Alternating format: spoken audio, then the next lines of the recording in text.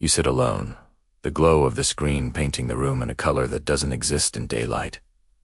The house is too quiet, the kind of silence that feels like it's waiting. You tell yourself this is just another video, another explanation about the psychology of fear, why jump scares always work. But your pulse is already quickening because you know that learning about fear is not the same as being immune to it. The narrator's voice is soft, measured like a scientist explaining a specimen he's still holding alive in his hands.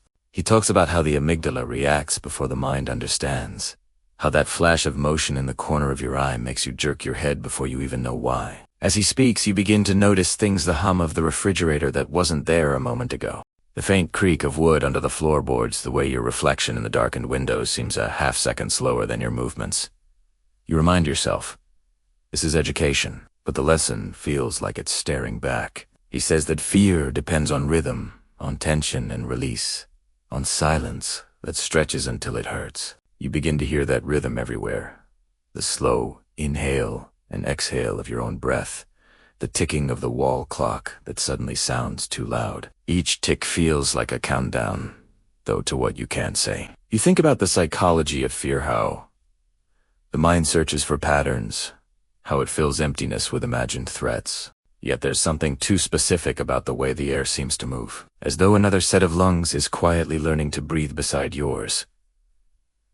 The narrator laughs once, low and near. Maybe it's in the video, maybe it's not. He explains that jump scares work because the body doesn't consent to them. They bypass thought, hit the nervous system directly, and remind you of your fragility.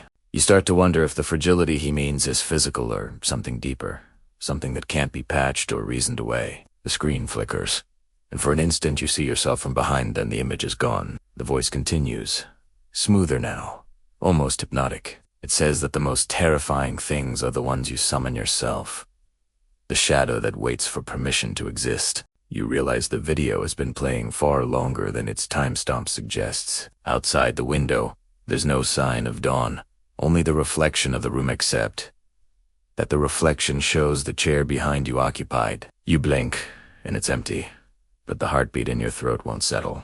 The narrator whispers that fear is contagious, that hearing someone else gasp can make your own pulse race, and that's why jump scares in groups feel different. You almost laugh alone, but the sound catches, because somewhere behind the laugh, another breath joins it. The light from the screen flickers again, and the image on screen is no longer diagrams of the brain but a hallway stretching into dark. The camera moves forward slowly, too slowly, until you feel like you're the one walking, every footstep landing somewhere you can't see. You want to pause the video, but your hand won't move. The cursor hovers above the progress bar, frozen, like the computer no longer accepts your decisions. The voice is quieter now, more intimate, explaining that fear of losing control is the final layer. The psychology of fear, he says, ends not with a scream, but with surrender. You stare at the hallway on the screen and realize the background is your own same wallpaper, same dim lamp. The view stops at a door that should lead to your kitchen.